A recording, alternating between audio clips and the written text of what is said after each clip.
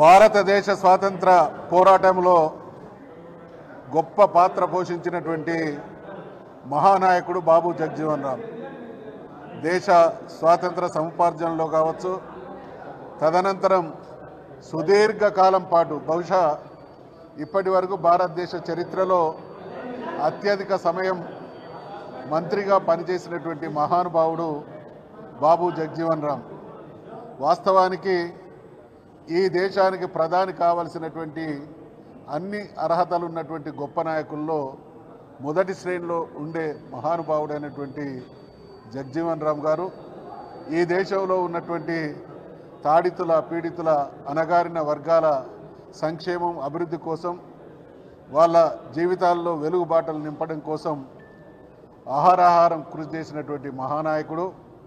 ససారాం నియోజకవర్గం నుండి అనేక పర్యాయాలు ఎంపీగా గెలిచినటువంటి నాయకుడు.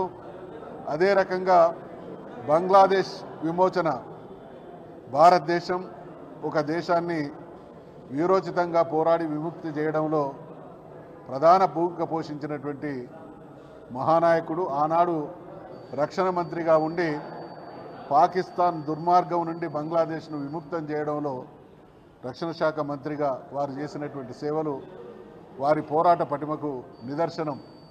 జీవితాంతం కాళోజీ నారాయణరావు గారు అన్నట్టు పుట్టుక నీది, చావు నీది, బ్రతుకంతా దేశానిది అనేటువంటి నానుడికి సరిపోయేటువంటి రూపం బాబు జగజీవన్ రామ్ గారిది.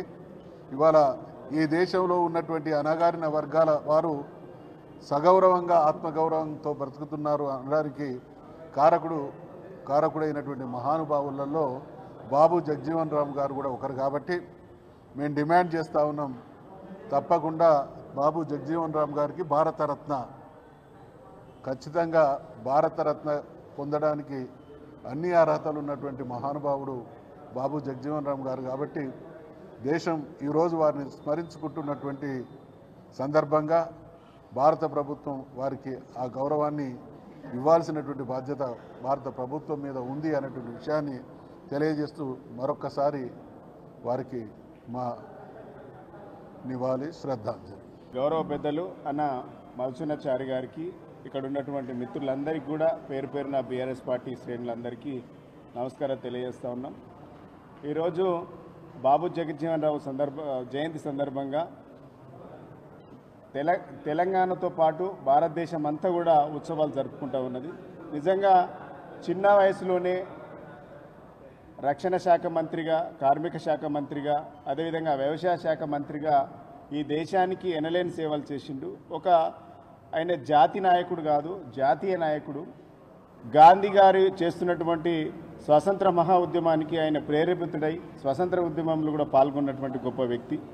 అదేవిధంగా అంటరానితనానికి వ్యతిరేకంగా చిన్నతనంలోనే నిరసన తెలియజేసి, తన స్కూలు విద్యాభ్యాసం మీద నిరసన తెలియజేసి ఈ దేశానికి అట్టడుగు వర్గాల ప్రజలకు అంటరానితనానికి వ్యతిరేకంగా పోరాడినటువంటి మహా ఉద్యమ నాయకుడు బాబు జగజీవన్ రామ్. అదేవిధంగా అలాంటి వ్యక్తుల యొక్క జీవితం ఈ రాష్ట్ర ప్రజలకు, ఈ దేశ ప్రజలకు మార్గదర్శకం. అదేవిధంగా ఒక స్ఫూర్తిగా కూడా తీసుకోవాల్సినటువంటి అవసరం ఉన్నది. ఈ రాష్ట్ర ప్రభుత్వం పూర్తిగా ఎస్సీ ఎస్టీల పట్ల నిర్లక్ష్యం వహిస్తూ ఉన్నది. ఆనాడు జగజీవన్ రావు గారు, అదేవిధంగా అంబేద్కర్ గారి స్ఫూర్తికి మేము భిన్నంగా పనిచేస్తామని చెప్పినటువంటి ఈ కాంగ్రెస్ పార్టీ ఇలా కంప్లీట్గా ఎస్సీ ఎస్టీ వర్గాల యొక్క అభ్యున్నతికి దోహదపడకుండా వ్యతిరేకంగా పనిచేస్తున్నటువంటి ఈ కాంగ్రెస్ పార్టీ ఇప్పటికైనా ఇలా బాబు జగజీవన్ రావుకి అన్నట్టు ఈ దేశ ప్రయోజనాల కోసం కొట్లాడినటువంటి వ్యక్తి, భారతరత్న ఇవ్వాల్సినటువంటి వ్యక్తి, తప్పకుండా ఈ దేశంలో అత్యున్నతమైనటువంటి వ్యక్తులకు గుర్తింపునియాల్సిందిగా ఈ రాష్ట్ర ప్రభుత్వాన్ని, ఈ దేశాన్ని కూడా, భారత ప్రభుత్వాన్ని కూడా మేము డిమాండ్ చేస్తూ ఉన్నాం. ఈ కాంగ్రెస్ పార్టీ ఎస్సీ ఎస్టీ వర్గాల పట్ల పూర్తిగా చులకనగా చూస్తూ ఉన్నది. ఈరోజు